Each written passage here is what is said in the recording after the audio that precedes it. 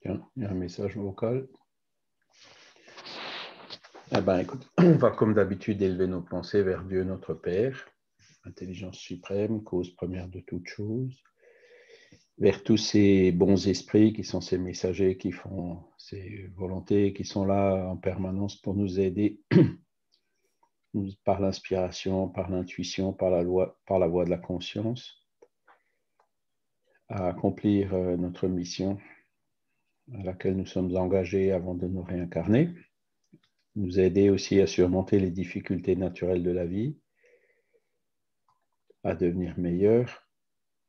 Et nous les remercions pour cette occasion d'être réunis aujourd'hui pour l'étude de cette question cruciale qui est l'obsession, qui n'est pas encore prise en compte par la science, la médecine matérialiste, mais qui pourtant est une réalité. Et donc, là, le spiritisme apporte une valeur ajoutée dans ses connaissances au niveau de l'humanité. Alors que nous puissions bien retenir cette leçon pour pouvoir nous en servir, la mettre en pratique le jour où le cas se présente, qu'elle puisse aussi être utile pour les esprits qui pourraient se trouver parmi nous, sur lesquels nous appelons la miséricorde de Dieu. Alors, il y a 3 personnes dans la salle d'attente. Voilà. Alors, donc, vous voyez, on a attaqué le module 6 la semaine dernière, obsession et désobsession. Hein? Et donc, la semaine dernière, on a vu l'obsession, les définitions, les causes et les degrés. Hein? Donc, on avait vu qu'il y a 3 degrés de l'obsession. Il y a l'obsession simple, qui est une perturbation qu'un esprit exerce de façon insistante sur une personne. Ensuite, il y a la fascination. Donc là, c'est le degré d'après, c'est un peu plus grave parce que, la personne fascinée, ben, c'est comme le nom l'indique, hein, elle se rend plus compte ou elle se complaît avec l'esprit qui la fascine. Donc c'est beaucoup plus difficile de stopper ou de résoudre un problème de fascination. Et donc le 3e degré que Kardec appelait la subjugation, hein, et qu'on entend des fois aussi le mot possession, hein, et on avait vu pourquoi Kardec il n'employait pas ce mot possession parce qu'il donne une idée que l'esprit possède le corps du possédé, ce qui n'est pas vrai, puisqu'il ne peut pas y avoir 2 esprits incarnés dans un même corps. C'est toujours l'esprit du possédé qui est incarné dans son corps, mais disons sa volonté elle est complètement annulée, remplacée par celle de l'esprit qui le subjugue. Voilà. On avait vu donc aussi les causes. Hein. Donc les causes, bah, c'est toujours quelque part une porte ouverte, une faiblesse, un défaut au niveau de la personne qui souffre une obsession qui permet justement à l'esprit de prendre de l'ascendant sur elle et de la manipuler et de la posséder. Hein. C'est un peu, on avait comparé ces processus d'obsession avec les processus de manipulation hein, qu'on peut voir près des incarnés, hein, puisque voilà, l'obsession en fait se réalise sous différentes formes. Hein. Là, on parle essentiellement de la forme spirituelle vers les incarnés, mais il peut y avoir de l'obsession d'incarner sur un esprit.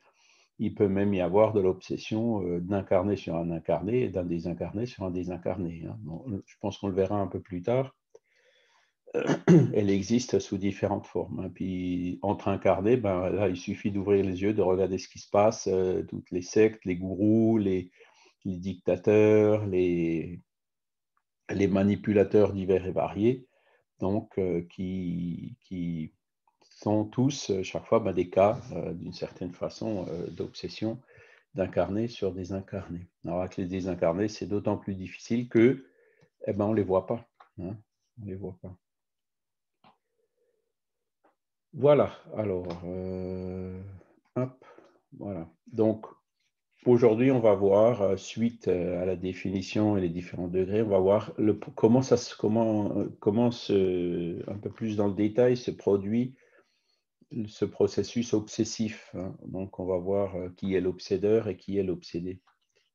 On avait déjà un petit peu vu la semaine dernière, mais on va rentrer dans le détail et on va expliquer comment, encore un peu plus dans le détail aussi, comment survient ce processus obsessif. Voilà. Donc, il n'y a qu'une seule citation dans les notions de base. Et donc, c'est tiré des œuvres posthumes, tiens, c'est pas courant, les manifestations des esprits, donc, où Kardec nous dit, lorsqu'un esprit bon et mauvais veut agir sur un individu, il l'enveloppe, pour ainsi dire, de son père esprit comme d'un manteau. Voilà, c'est une image, c'est une image assez parlante, hein. Le père esprit vous savez que l'esprit a son père esprit, et nous on a aussi un père esprit, d'accord?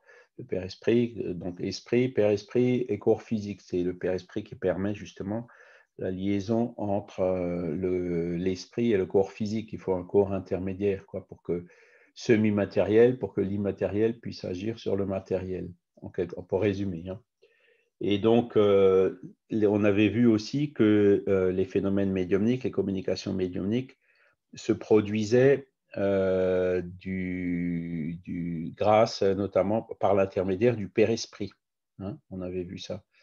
Et donc, en fait, il est tout à fait naturel que l'obsession, qui est quelque part une manifestation médiumnique non contrôlée, hein, ou imposée par un esprit sur une personne incarnée, se produisent aussi au niveau du Père Esprit. Et là, vous voyez donc l'image que donne Kardec, c'est-à-dire le Père Esprit de l'obsesseur, il vient envelopper comme un manteau le Père Esprit, ou disons le Père Esprit de la personne qui veut obséder.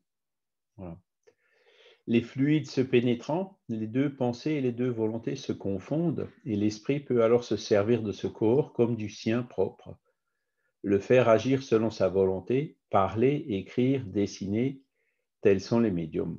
Alors, ça va, vous voyez, ça va relativement loin, hein. C'est-à-dire que le Père Esprit, c'est de la semi-matière, hein, qui est moulé selon les pensées, selon l'état d'évolution de l'esprit, hein. Donc, quelque part, il y en a un qui se superpose à l'autre. C'est un petit peu comme ça aussi que se produit le phénomène de la médiumnité, hein. Et donc, c'est au niveau des fluides, hein, que se fait cette interpénétration. Et donc, à partir de là, il y a les pensées, les volontés qui se confondent, hein. Voilà. Et l'esprit peut alors se servir de ce corps comme du sien propre. Alors là, il est évident que c'est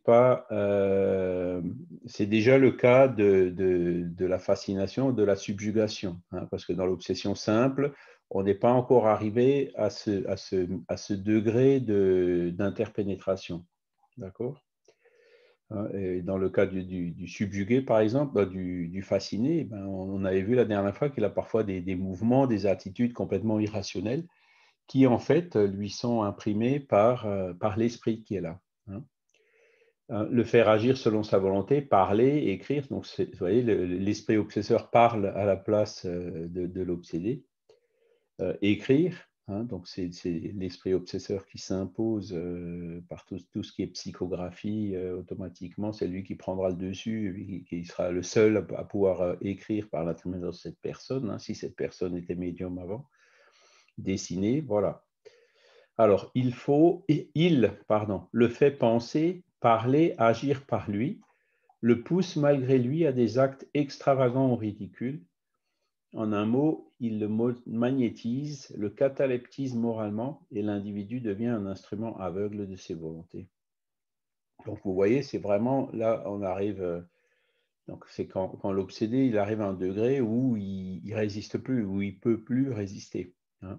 Voilà, donc penser, agir par lui, le pousse malgré lui à des actes extravagants ou ridicules, donc c'est ce qu'on vient de dire dans le cas de la fascination. Il le magnétise, parce que vous voyez, bon, un magnétiseur ou un hypnotiseur, ils arrivent aussi même si, bon, ils ont en général de meilleures intentions, évidemment, mais à force de magnétiser une personne ou à force de l'hypnotiser, donc de mettre la personne dans cet état de suggestibilité, eh ben, ils arrivent aussi à lui faire des actes extravagants. Hein, quand vous voyez même des spectacles d'hypnotiseurs, en général, c'est ça qu'ils font, hein, de dire, de faire croire à la personne qu'elle a chaud, même en plein hiver, elle va enlever son manteau, son pull, voilà. Hein. Et donc, c'est un petit peu la même chose qui se passe de l'esprit obsesseur vers l'obsédé. Hein. Le cataleptisme moralement. Alors, la catalepsie, c'est un mot qu'on n'utilise plus beaucoup aujourd'hui, hein, mais c'est un état où, comment dire, quand une personne est cataleptisée, en fait, elle est rigide. Là, je ne sais pas si vous avez vu aussi le genre de spectacle, mais une personne qui est cataleptisée, en fait, vous mettez les pieds sur une chaise, la tête sur l'autre, et puis le corps, il reste là tout droit. Hein, il reste raide. C'est la forme de catalepsie, quand les membres deviennent rigides. Et donc là, il utilise le mot cataleptisé qui d'habitude s'utilise pour les membres, mais pour l'esprit, le cataleptisme moralement. Hein, ça veut dire que il arrive comment dire, à bloquer tous ces raisonnements. Le raisonnement qu'il pourrait avoir sur le bien ou sur le mal ou ces choses comme ça se retrouve cataleptisé, comme il dit, donc bloqué. Voilà. Et l'individu devient un instrument aveugle de ses volontés. Voilà.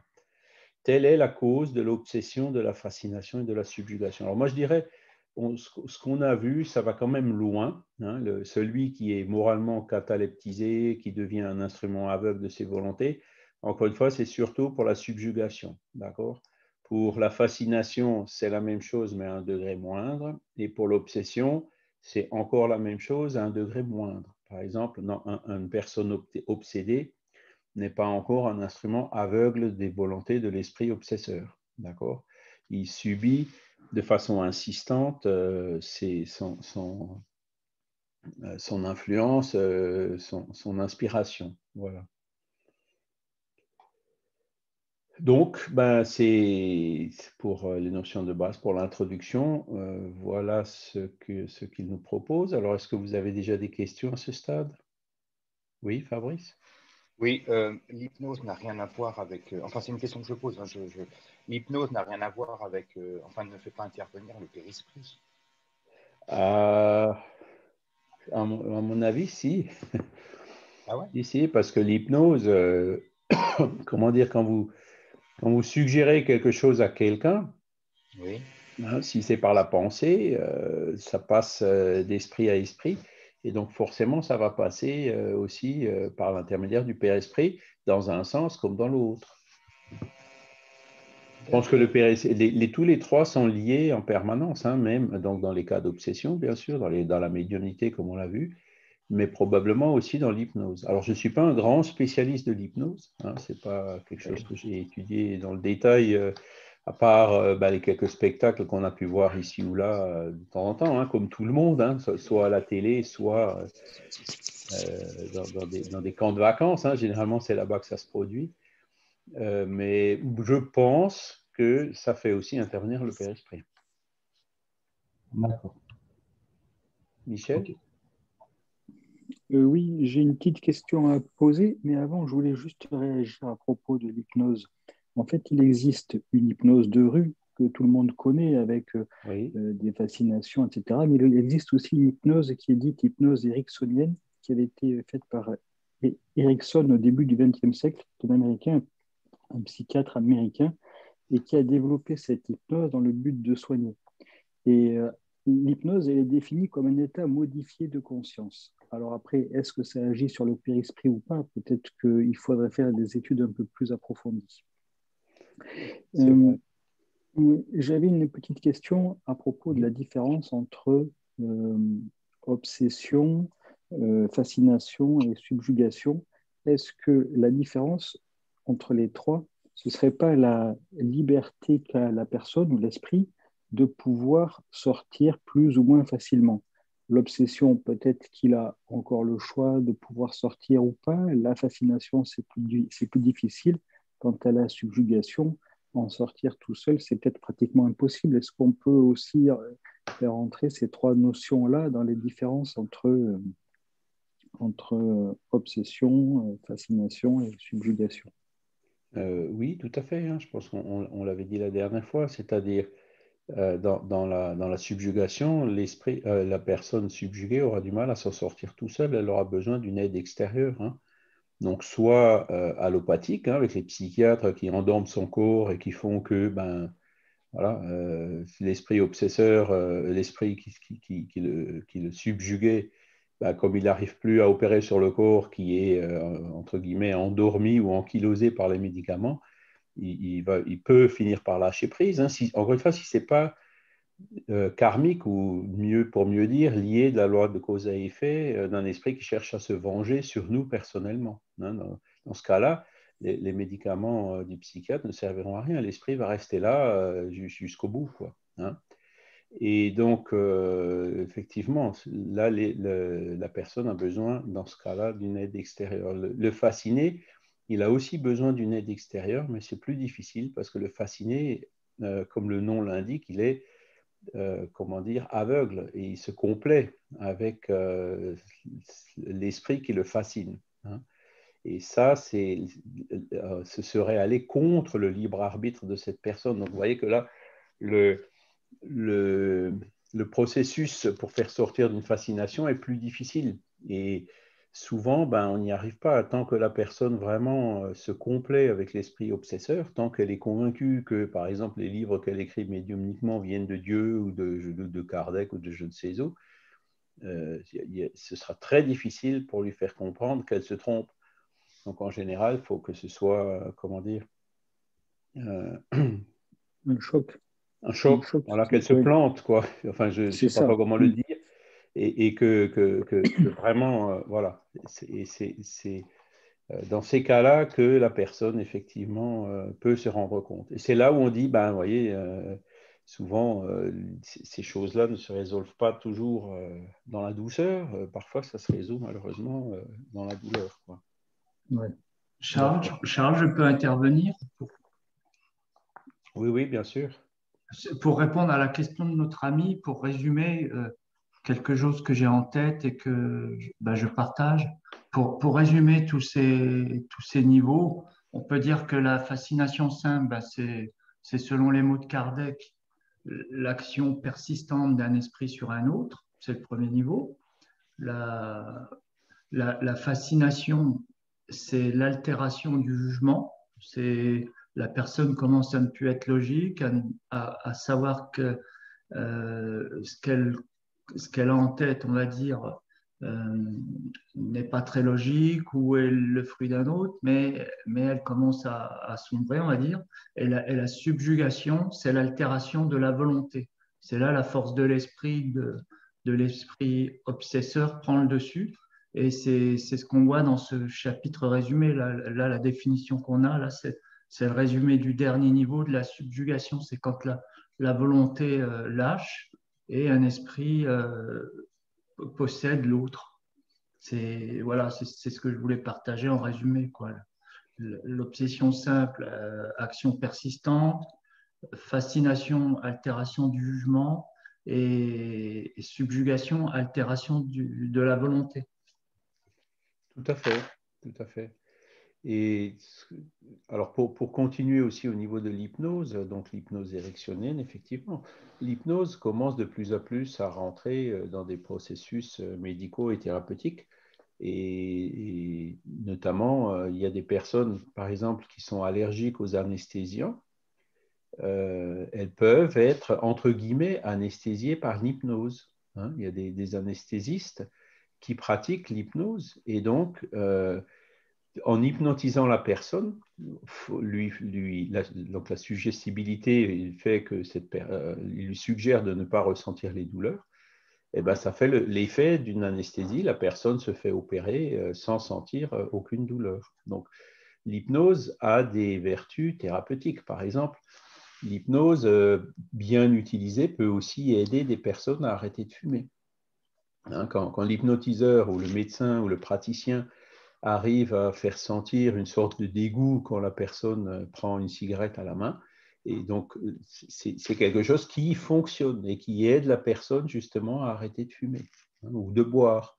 Alors, ça ne marche pas à 100%, hein, puisque là encore, les personnes sont plus ou moins suggestibles, comme on dit, hein. Donc, il y a des personnes qui sont très faciles à hypnotiser. Donc, avec elles, évidemment, ça marchera relativement bien. Par contre, il y a des personnes qui sont difficiles, voire complètement réfractaires à l'hypnose, hein, qui ne se laisseront jamais suggérer quoi que ce soit. Et donc, avec celle-ci, l'hypnose ne marchera pas. Hein. Mais sinon, effectivement. Et donc, l'hypnose ericksonienne, alors, bon, j'en ai déjà entendu parler. Il y a pas mal de médecins spirites, d'ailleurs, qui la pratiquent, ou de psychologues ou de psychiatres. Et en général, ben, c'est pour guérir, pour aider les personnes à se défaire un certain nombre de... Alors, j'ai parlé de l'alcool et du tabac, mais il y a certainement beaucoup d'autres applications. Mais encore une fois, là, je ne suis pas Mais Charles, spécialiste. Oui. l'hypnose a quand même ses limites parce que si effectivement elle peut marcher par la suggestion, si c'est un esprit qui est derrière, je veux dire, si la personne dans ses addictions, c'est un esprit qui justement se manifeste, l'hypnose là n'aura aucun effet sur l'esprit. Ah Si ben, on parle d'un c'est... professeur qui, quand il était sur Terre, était alcoolique ou gros fumeur, et s'il enveloppe le périsprit de l'incarné pourra toujours essayer par l'hypnose de vaincre ses addictions, mais si c'est l'esprit qui est derrière, que faire?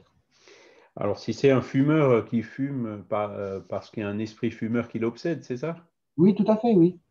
Alors, donc déjà, s'il l'obsède, ben, comment dire, le fumeur, lui, s'il est suggestible, on pourra comment dire, le dégoûter de la fumée. À partir du moment où l'esprit obsesseur qui veut le faire fumer voit que quand il veut faire fumer sa victime ne fume pas, ben, il va partir puisque lui veut fumer. Tu vois. Donc, ça fonctionne. Hein.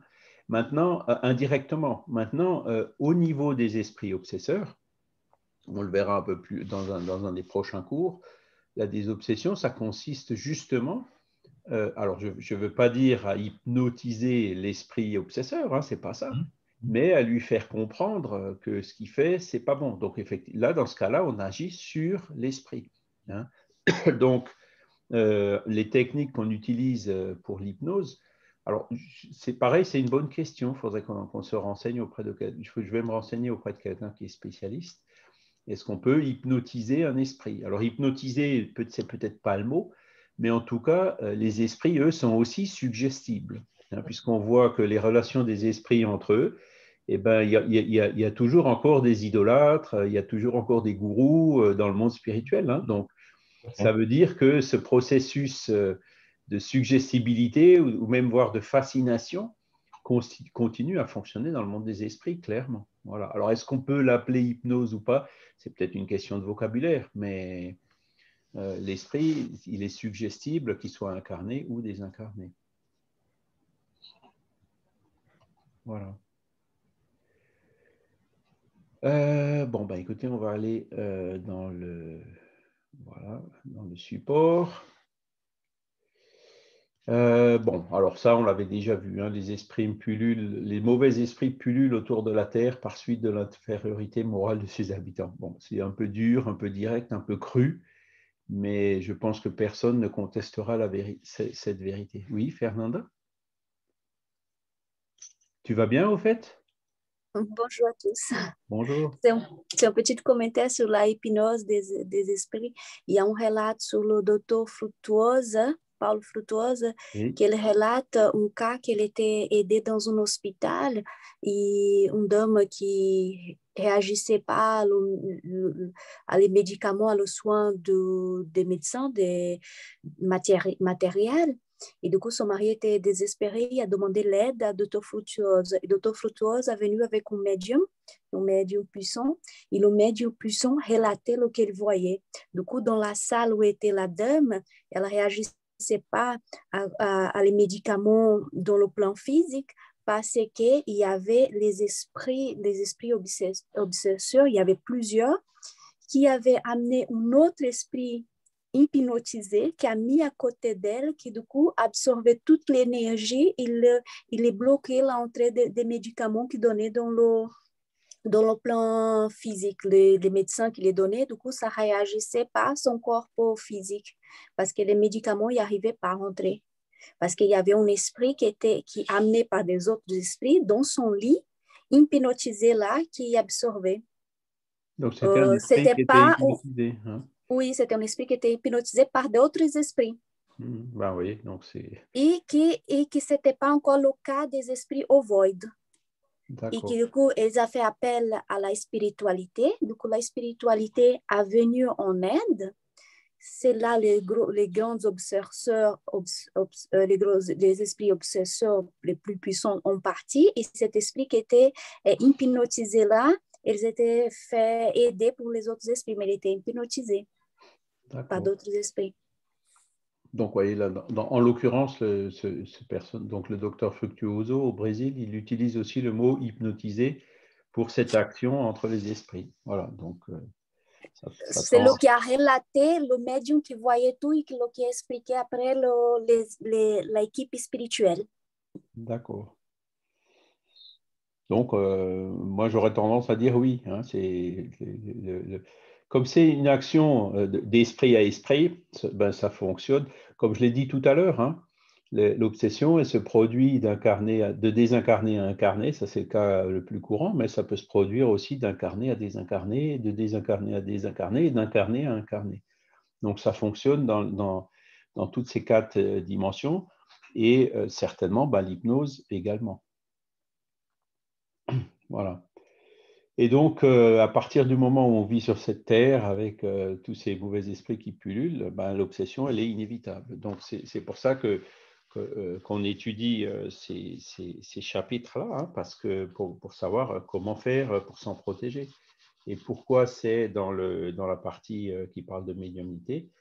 Parce que comme les médiums sont plus sensibles que les personnes normales à l'influence des esprits, ils sont aussi plus sensibles à subir une influence d'un esprit ou une obsession, le cas échéant. Donc, c'est pour être bien conscient de ça, savoir le détecter, comme je l'ai dit la dernière fois, dès que ça arrive, hein, opposer tout de suite la volonté pour bloquer cette influence de l'esprit, c'est-à-dire en gros ne pas y répondre, hein, avant que ça ne se transforme en subjugation, en fascination ou en subjugation. Voilà. Et là, il répète encore une fois, l'obsession est toujours le résultat d'une imperfection morale qui donne prise à un mauvais esprit. Voilà. Il faut qu'il y ait une porte ouverte pour que l'obsession fonctionne. Obséder un esprit élevé, un esprit qui a très peu d'imperfection morale, obséder par exemple un Jésus ou un Gandhi, hein, c'est plus difficile. Même si, vous voyez, on prend l'exemple du curé d'Ars. Hein, le curé d'Ars, je ne sais pas si vous le connaissez, Vianney, hein, Jean-Baptiste Vianney, il avait ce qu'il appelait le grappin, hein, qui l'embêtait, qui lui mettait un ramdam pas possible, qui lui avait même mis le feu à son matelas. Hein, quand vous allez à Ars, qui est près de un peu au nord-est de Lyon, hein, pour visiter, vous voyez le musée du curé d'Ars, on voit encore un bout du matelas qui a été brûlé. Voilà. Et puis donc il y a le forgeron qui est venu, il y a les bûcherons qui sont venus pour essayer de l'aider, mais quand ça commençait, ils partaient tous en courant. Hein. Donc le curé d'Ars, il avait certainement ça comme, comment dire. Alors lui, ça ne l'a pas empêché de faire sa mission, hein, vous voyez, mais il y a quand même eu, comment dire, des phénomènes d'obsession, mais qui ne se sont pas transformés ni en fascination, ni en subjugation.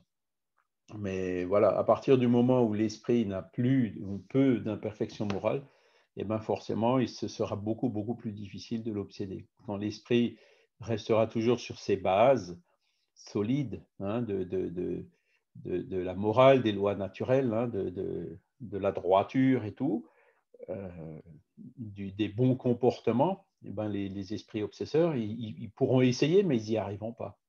Hein. Est-ce que les esprits obsesseurs ont essayé d'obséder Kardec? Certainement, certainement. Hein. Et ça, c'est bien parce que dans les documents, je vous avais parlé, je crois, qu'il y a 2 ou 3 000 documents originaux qui ont été retrouvés sur Kardec.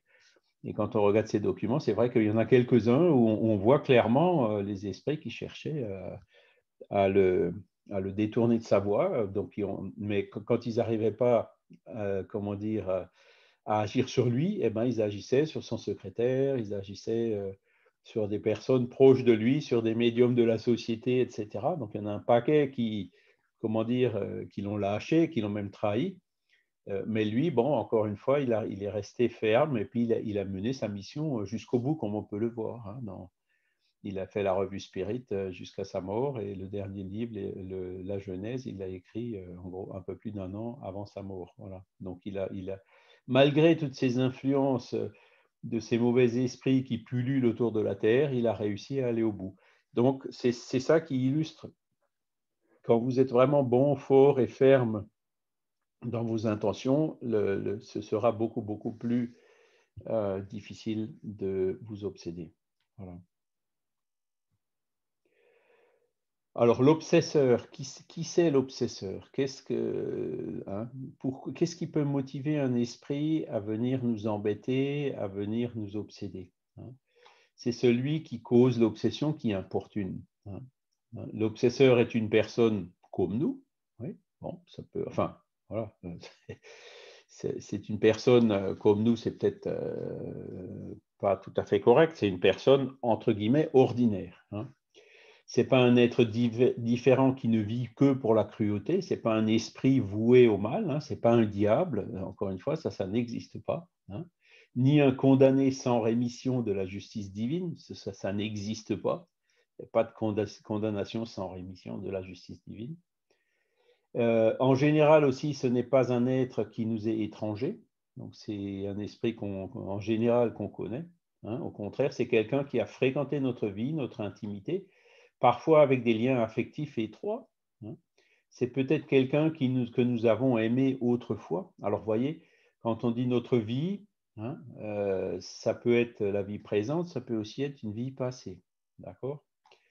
L'obsesseur, c'est un frère que la souffrance et les désillusions ont déséquilibré, très probablement avec notre participation. Voilà. Donc là, on arrive dans le cas de l'obsession liée à la loi de cause à effet. Par exemple, une personne que vous avez trahie, une personne qu'on a trahie, une personne qu'on a ruinée, une personne à qui on a causé du tort.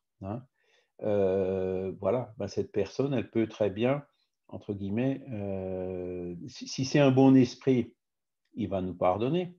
Mais si ce n'est pas un bon esprit, il ne va pas nous pardonner comme ça, donc il va nous persécuter.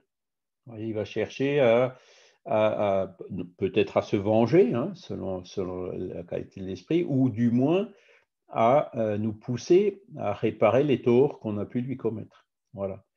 Et ça, c'est la plupart des cas d'obsession quand même. Et ce sont ceux, justement, qui ne sont pas toujours les plus faciles à résoudre, parce qu'en fait, il faut résoudre le problème qui a causé ça. Donc, il faut que le pardon s'établisse, aussi bien de l'obsédé vers l'obsesseur que de l'obsesseur vers l'obsédé. Il faut qu'il y ait des intentions fermes et durables de réparation, etc., pour que l'obsession cesse. Voyez. Je prends un autre exemple. On a un peu parlé déjà de la question de l'avortement. Donc, il y a un esprit qui vient, on se met d'accord dans le monde spirituel, oui, tu peux venir te réincarner chez nous. Et puis d'un coup, hop, pour des considérations matérielles ou autres, on dit, non, j'en veux pas. Donc, on fait l'avortement. C'est quelque chose qui est, entre guillemets, légal et autorisé en France, dans certaines conditions. Eh si on se met à la place de cet esprit qui était en train de se réincarner dans ce corps en formation, puisque le lien entre l'esprit qui se réincarne, il commence dès la fécondation, dès l'ovule fécondé, même un tout petit peu avant, puisque c'est lui qui attire, je dirais, le spermatozoïde qui va bien pour avoir le patrimoine chromosomique qui avait été désiré. Donc tout ça, ça se fait par affinité fluidique.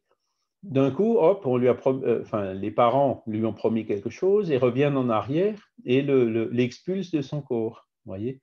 Donc là, encore une fois, si c'est un bon esprit, il va pardonner. Mais si c'est un esprit un peu plus retors, ben, il peut très bien persécuter celui ou ceux qui ont pris la décision de l'avortement. Ce sont d'autres cas donc, qui peuvent causer des obsessions. Et donc, dans ce cas-là, comment dire, un moyen enfin, les cas qu'on a déjà vus, hein, c'est l'esprit qui, en fait, a une deuxième chance, hein, donc une deuxième grossesse où, cette fois-ci, il se réincarne et il arrive à la naissance. Voilà. Mais n'empêche que tout ça, ça peut être des causes de perturbation. Et c'est avec Marcia, la première fois qu'on était allé dans un centre spirit, on nous avait posé aussi une question, est-ce que vous utilisez la contraception? Parce que là aussi, vous voyez, la contraception, bon, c'est bien sûr quelque chose de tout à fait légitime, hein, suivant le libre arbitre et tout.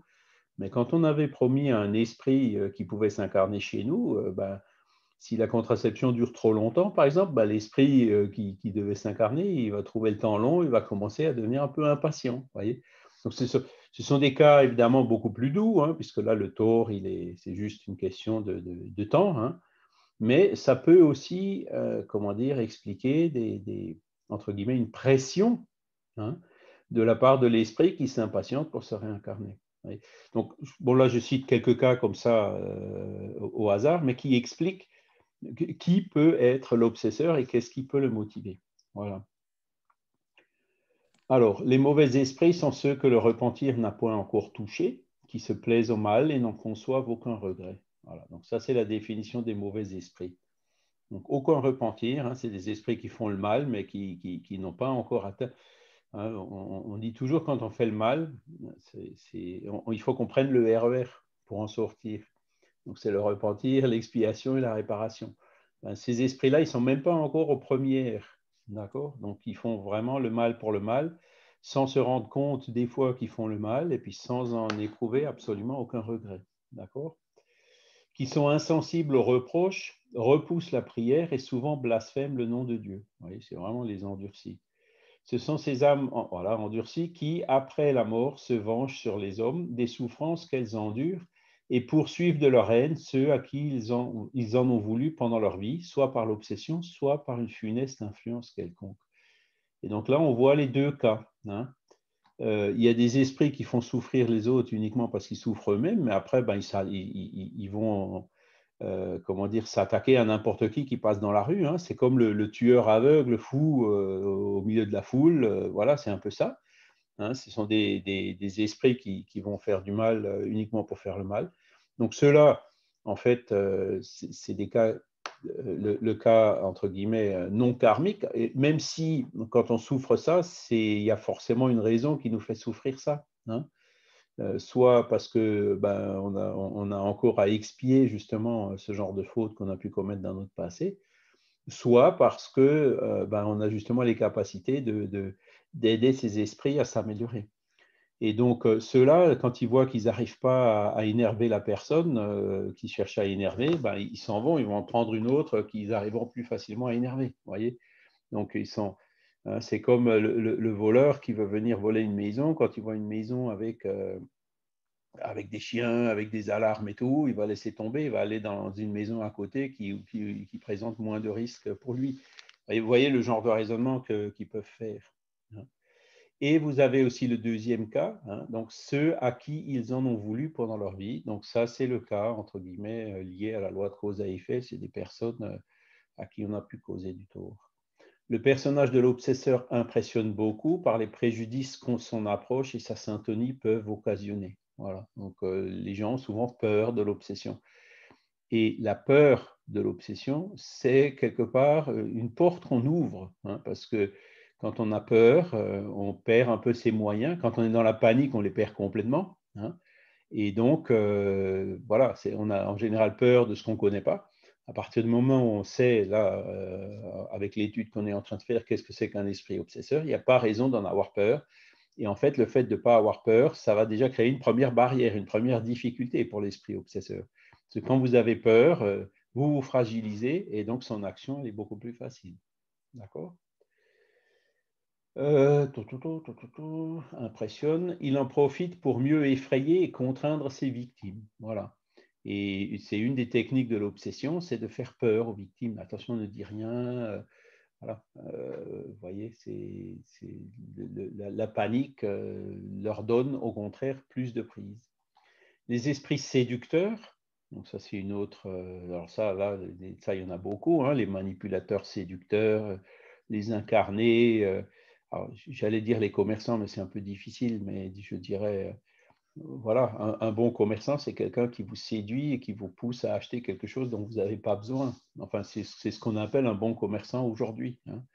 Et donc, la séduction, c'est vraiment un des processus utilisés par beaucoup d'obsesseurs, entre guillemets, incarnés et désincarnés, hein. Donc, il ne faut pas se laisser séduire. Voilà, il faut garder les pieds sur terre, hein.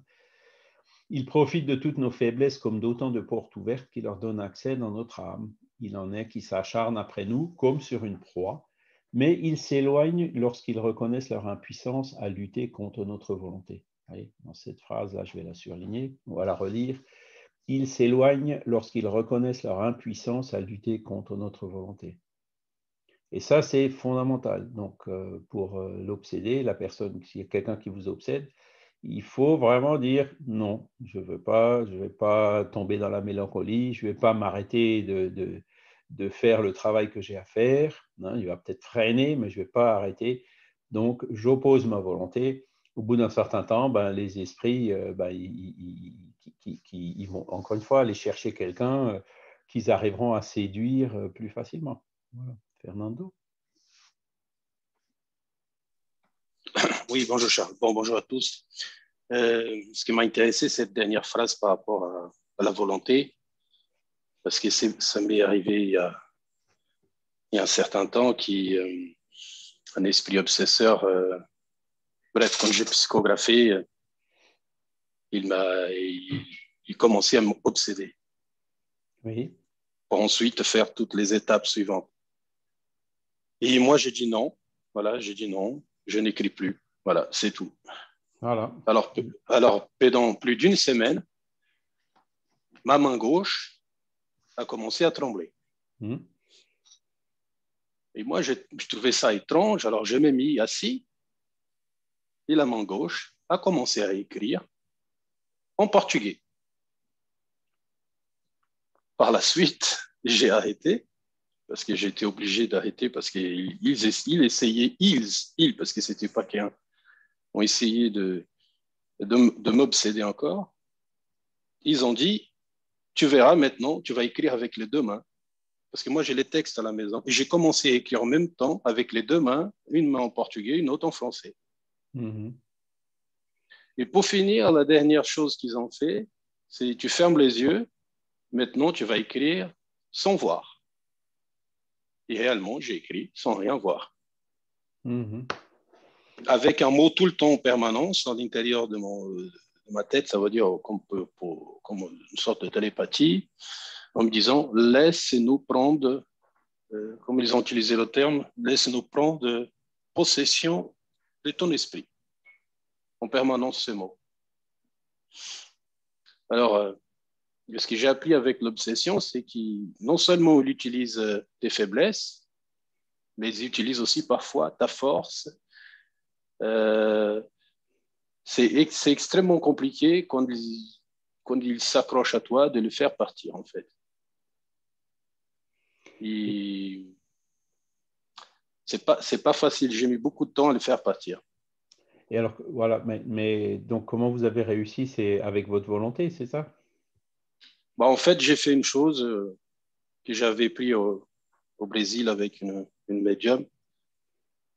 C'est une prière du cœur en permanence. Mais vraiment une vraie prière du cœur, celle de l'intérieur de soi. Ça veut dire celle, pas ce que vous êtes en chair, mais votre esprit. J'ai laissé mon esprit parler. Mais je les ai pas insultés, j'ai montré mon amour pour eux et aussi de la compassion. Et aussi, j'ai commencé à parler du Créateur, de la création suprême, de l'amour éternel.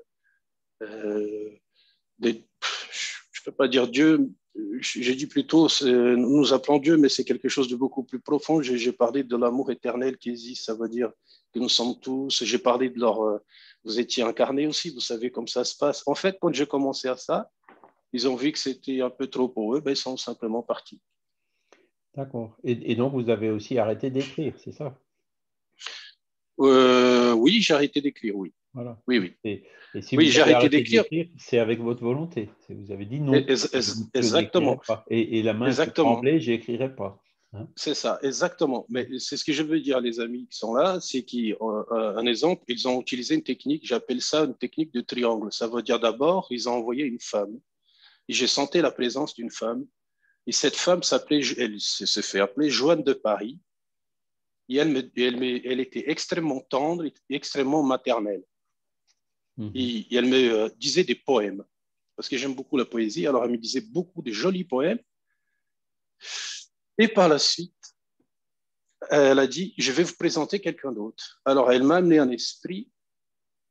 Et cet esprit, c'était quelqu'un qui s'appelait, à la fin, je lui ai demandé son nom, il me se présentait comme Joseph d'Arimathie. Ça veut dire, c'est qui Joseph d'Arimathie? C'est lui qui a été au pied de la croix, qui a payé le tombeau du Christ. Bref, parce que comme j'ai une croyance un peu catholique, chrétienne, cet esprit-là, il me parlait beaucoup d'amour de Dieu, me parlait de Jésus, me parlait des choses qui me plaisent. Et par la suite, ils ont amené une troisième personne, parce que j'ai senti les trois, quelqu'un de beaucoup plus fort, beaucoup plus puissant. On dirait presque un médium. Et lui, il s'appelait, parce que je sais qu'il a cherché dans mes souvenirs, parce que j'ai senti qu'il cherchait dans mes souvenirs quelque chose qui me plaisait. Alors, il a trouvé un nom qui c'était le Joseph de l'Égypte. Voilà, pour ceux qui connaissent la Bible, savent de quoi je parle, Joseph de l'Égypte. Et lui, il m'a dit, je vais vous dicter quelque chose. Alors, il m'a obsédé pendant plusieurs jours à écrire des choses qui étaient complètement farfelues. Il y a eu un moment que j'ai dit, en fait, après, j'ai compris, c'est que monsieur Darimat, la femme, c'était plutôt pour me materner. C'est lui qui avait une côté spirituel, c'est pour que je puisse accepter certaines choses, et l'autre qui vient complètement pour me obséder, me fasciner. Et voilà. Alors, c'est compliqué et c'est pas facile. On a tous les ingrédients. On a la séduction avec la femme et la poésie. C'est ça. On a les esprits qui cherchent à impressionner en mettant des grands noms, etc. Hein. Donc c'est ça. C'est pour dire que j'ai les textes avec moi parce que j'ai psychographié de ça. Et c'était après, quand j'ai pris conscience, ça veut dire que c'était vraiment une obsession qui commençait à faire une fascination, il allait beaucoup plus loin que ça. C'était extrêmement difficile de faire partir ces gens-là, parce que surtout le dernier, qui était beaucoup plus puissant, on dirait que les autres, surtout la femme appelait celui le plus fort le petit poussin. Ça veut dire le petit poussin, il a dit qu'un jour tu reviendras. Ça veut dire, et après quand je me réveillais, ils ont dit une chose, c'est pour ça que je dis que c'est très important pour que les gens sachent ça, c'est qu'il a dit, j'ai peur, l'esprit m'ont dit, on a peur de vous. Alors tu dis, mais pourquoi vous avez peur de moi? Bref, vous voyez, ils essayent de vous montrer que vous êtes supérieur à eux. Ils ont essayé de dire qu'ils étaient supérieurs à vous. Ensuite, ils sont revenus derrière pour dire non, c'est vous qui êtes le supérieur. C'est pour impressionner. Exactement. Et il y a aussi certainement aussi les techniques de culpabilisation. Hein, exactement. De vous culpabiliser sur quelque chose qui les a fait souffrir eux. Il y a toute la panoplie là du parfait manipulateur. Hein, voyez. Exactement. Alors après, ce qui est intéressant, c'est ce que je dis. J'ai souffert, moi, d'une manipulation d'un incarné en 2013, 2014. Hein, et je ne m'en étais pas rendu compte. Je m'en suis rendu compte un tout petit peu trop tard, hein, quand le mal, entre guillemets, il était fait. Et en fait, j'ai très vite fait le parallèle avec les esprits obsesseurs. Voilà. Il faut vraiment rester les pieds sur terre et faire attention à toutes ces choses-là. Tout ce qui va dans le sens du poil, il faut s'en méfier. Voilà, tout ce qui est flatterie, la personne qui cherche comme ça à culpabiliser, qui passe des heures au téléphone, voilà, ben, aujourd'hui, ben, il y a tous ces petits indices, si vous voulez, chaque fois qu'il y en a un qui se présente, hop, il y a un flag, comme on dit en anglais, un petit drapeau rouge hein, qu'on met là. Attention, ça, il va falloir le surveiller. Là, hop, attention. Et du coup, il y a 10 choses sur lesquelles il faut faire attention. C'est bon, ça y est, j'ai compris. Voilà. Et c'est ça, c'est ce qu'on appelle la vigilance et effectivement la prière. Parce que par la prière, les guides spirituels, ils nous feront sentir. On sentira tout de suite quelque chose qui ne va pas. Ils vont vraiment nous dire attention, attention. Et donc, du coup, voilà, après, bah, ça va nous aider à avoir des positions un peu plus fermes et à arrêter. Parce que ben, Jésus aussi, hein, l'esprit obsesseur là, qui obsédait une personne et lui disait nous sommes légions. Ah ben, Jésus ne s'est pas laissé impressionner et puis ils ont détalé comme des lapins, quoi. Enfin, entre guillemets, j'exagère un peu. Mais voilà, et donc tout ça, ce sont, encore une fois, merci pour ce témoignage, Fernando, hein, des ingrédients donc, auxquels on peut reconnaître quand il y a un esprit qui cherche à vous embêter au début. Voilà. Voilà. Ensuite, il nous dit aussi, ce n'est pas toujours des esprits mauvais, parce que les esprits obsesseurs, ben, on arrive parfois à les raisonner et justement à les aider. Et c'est ça un des buts de l'obsession dans le cas du curé d'Ars, par exemple. Ben, je suis sûr qu'il a aidé beaucoup d'esprits à devenir meilleurs et à revenir à de meilleures dispositions. Hein. Ce sont des esprits en manque de compréhension, de tendresse, d'amour. Donc, quand on prie pour eux, quand on rend le bien pour le mal, ben, ça les touche énormément. Hein. Des êtres solitaires, leur âme est souffrante. Ben oui, un esprit obsesseur, quelqu'un qui vous fait du mal, ben, c'est quelqu'un qui, quelque part, souffre. Hein. Hein. L'obsesseur, c'est un frère malade et malheureux, dominé par l'idée fixe, monoïdéisme, de se venger. Il oublie tout le reste et se met à vivre en fonction de celui qui est la cible de ses intentions. Mais quand on arrive à le toucher, et ça, on l'a vu dans les réunions de désobsession, on y reviendra un peu plus tard, mais à trouver, par exemple, une personne que l'esprit obsesseur a aimée, par exemple, s'il était très attaché à sa mère. Hein. Donc, le fait de lui rappeler sa mère, et puis d'un coup, souvent, ben, comme sa mère est peut-être aussi dans le monde des esprits, sa mère qui arrive, et il élève ses pensées, il finit par voir sa mère, là, vous avez résolu le problème. Vous voyez ce que je veux dire? Ça, ce sont des cas que vous arrivez à résoudre de façon relativement simple. Et comme il dit, ben, ça se produit tous. Voilà, il y en a beaucoup. Il y a beaucoup de cas que vous arrivez à résoudre de façon relativement simple comme ça. Voilà. Alors, le temps avance. On va regarder un peu l'obsédé. Donc, l'obsédé, ben, il dit c'est avant tout une victime de lui-même, hein, parce qu'encore une fois, c'est des défauts qui donnent prise aux esprits. Hein. Alors, dans le dictionnaire obsédé, ben, c'est importuné, tourmenté, poursuivi. Johanna de Angelis, hein, donc c'est la guide spirituelle de Divaldo qui a écrit beaucoup de livres sur la psychologie et notamment ces questions d'obsession. Hein. Voilà, une geôle personnelle où se maintient une grande majorité sans lutter pour se libérer, accommoder aux vices et attacher aux erreurs. Hein. Donc voilà, bah, c'est la personne qui fume hein, ou qui boit, hein, qui ne lutte pas pour se libérer de ce défaut-là, bah, forcément, il y a les esprits obsesseurs, ils vont venir autour d'elle comme des mouches. Quoi. Voilà. Chacun portant en lui un nombre infini de problèmes qu'il ne sait préciser. L'obsédé est un bourreau d'hier qui aujourd'hui se présente comme une victime. Hein. Bon, c'est peut-être un peu fort, hein, bourreau, bon. Ou encore un complice de crime que l'associé des ténèbres ne veut pas perdre en lui faisant pour tout pour le réduire de sa trajectoire. Donc, pareil, les victimes du crime qui poursuivent. C'est pour ça que vous voyez, regardez des personnes comme par exemple ce qu'on a vu pendant le nazisme, hein, des tortionnaires de camps de concentration et tout. Imaginez leur état dans le monde spirituel. Le nombre d'esprits, hein, s'ils ont fait des milliers de victimes, il y a peut-être 500 esprits retors et vengeurs dans ces milliers de victimes. Imaginez un peu ce qu'ils doivent endurcir dans le monde des esprits. Hein. C'est parce que ces esprits, ils ne vont pas les lâcher comme ça. Et on a eu là aussi un cas récemment d'un tortionnaire comme ça qui s'était réincarné et puis qui avait une terrible tendance au suicide, une culpabilité immense, plein de problèmes psychologiques hein, liés à ça, avec en plus, donc les esprits le reconnaissent hein, et ils ont suivi, ils savent très bien que c'est lui qui s'est réincarné là, etc. Et donc, voilà. Donc, bon, ça fait partie de ces lois de la nature. Les épreuves qui l'affligent sont des opportunités de réajustement.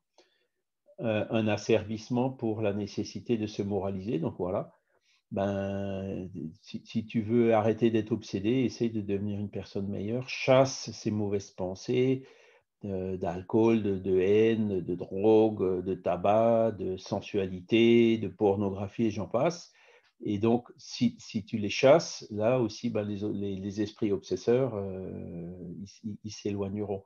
Donc, quelque part, c'est vraiment un levier énorme pour aider l'obsédé à s'améliorer, à devenir une personne meilleure. Mais bon, tous n'en profitent pas, malgré tout. Hein.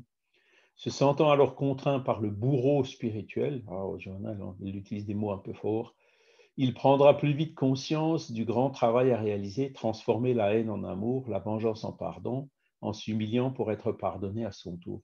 Voyez. Donc,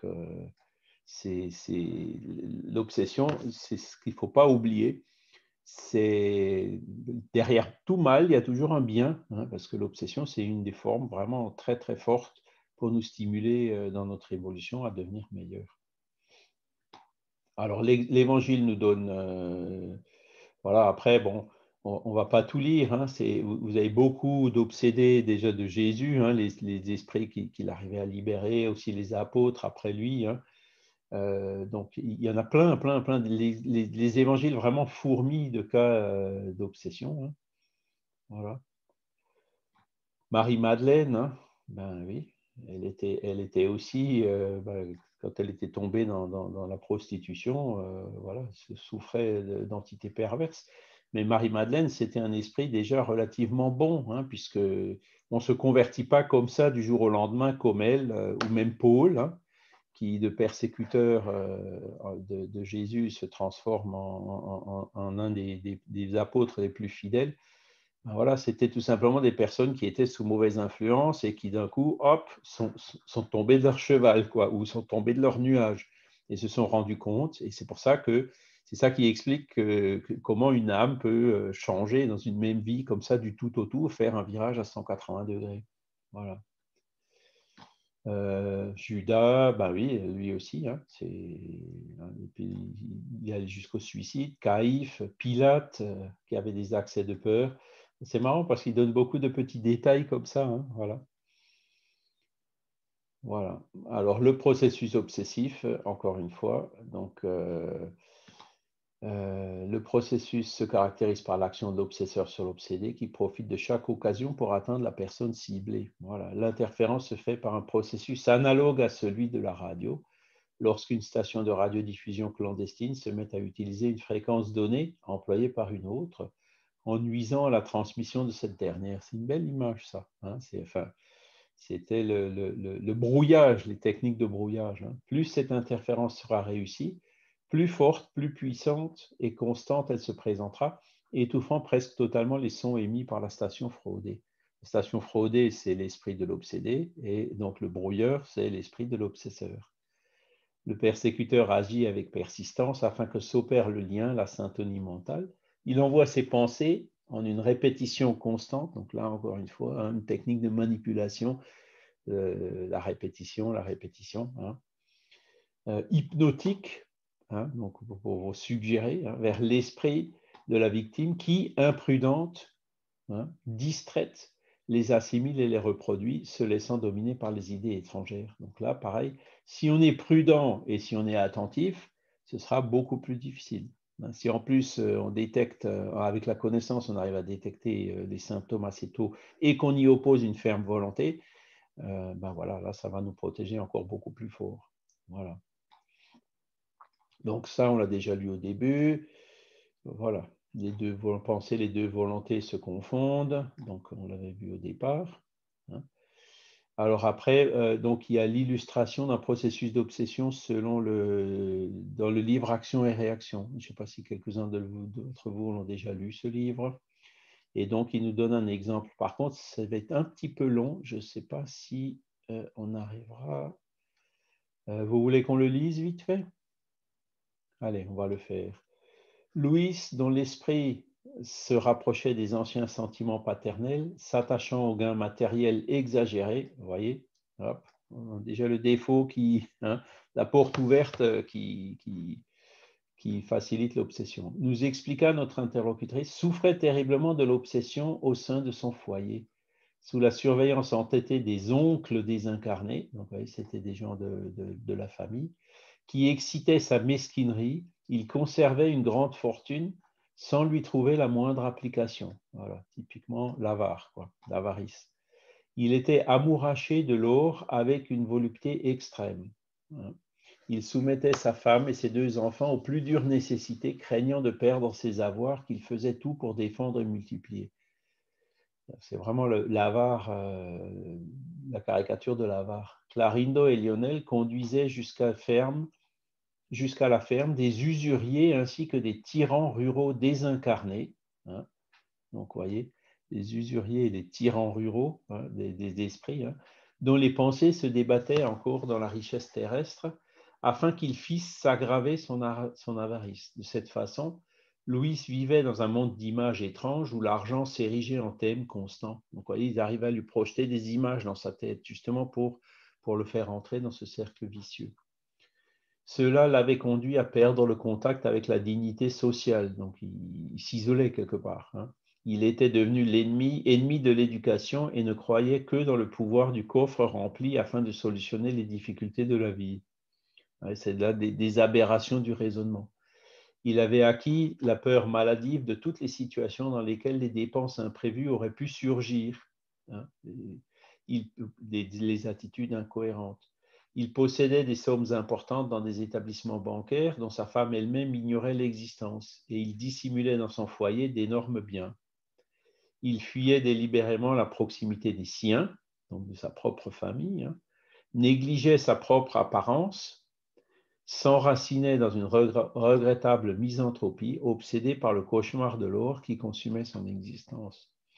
Ensuite, cherchant à orienter nos futures activités, la femme nous fit part du fait que la noyade de ses beaux-frères avait eu lieu alors qu'ils étaient encore jeunes mariés. Attendez, je vais enlever ces trucs. Voilà. Avait eu lieu alors qu'ils étaient encore jeunes mariés, quand leur fils effectuait ses premiers pas, et que 6 ans après le douloureux événement, elle s'était également désincarnée dans le terrible lac. Antonio Olimpio avait encore vécu presque 15 ans dans la sphère corporelle après son départ, et cela faisait précisément 20 ans qu'il souffrait dans les ténèbres. Donc, vous voyez les conséquences que ça peut avoir. Louis atteignait la pleine maturité, essayant de traverser sa 40e année dans l'existence physique. En réponse aux paroles de l'assistant qui lui demandait ce qu'elle avait fait dans ses tentatives de secours envers son mari désincarné, Alzira déclara qu'il lui avait été impossible de faire quoi que ce soit car les victimes s'étaient transformées en de féroces geôliers du malheureux délinquant et comme jusqu'à présent elle n'avait pu bénéficier du soutien d'une équipe de travail d'assistance, les bourreaux ne lui avaient permis le moindre rapprochement.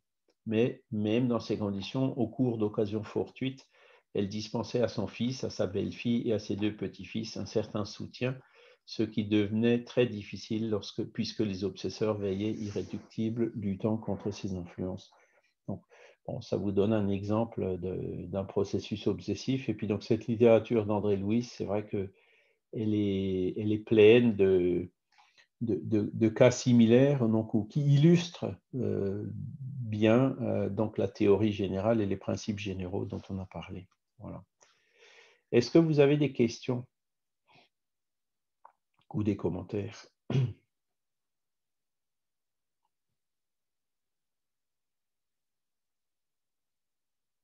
n'y a qu'à, hein? Gérard nous a écrit, hein, nous avons un seul ennemi, c'est nous-mêmes, oui. C'est le remède de la réforme morale, ouais, les efforts pour s'améliorer. Voilà, c'est effectivement les meilleurs préservatifs hein, pour éviter le problème.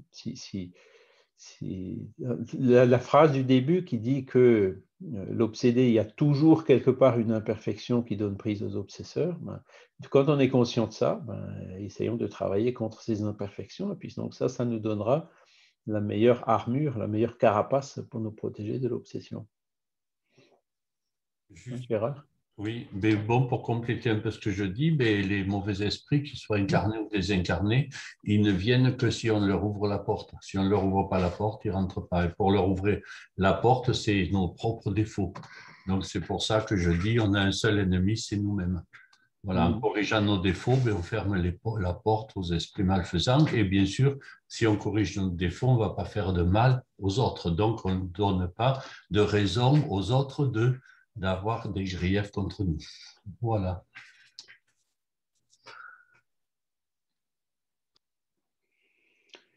Oui, tout à fait.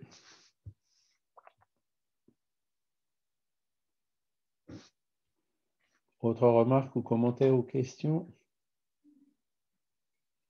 Je voyais un petit poème à la fin, alors on va le lire en guise de prière de fin, si vous voulez bien. Fernanda?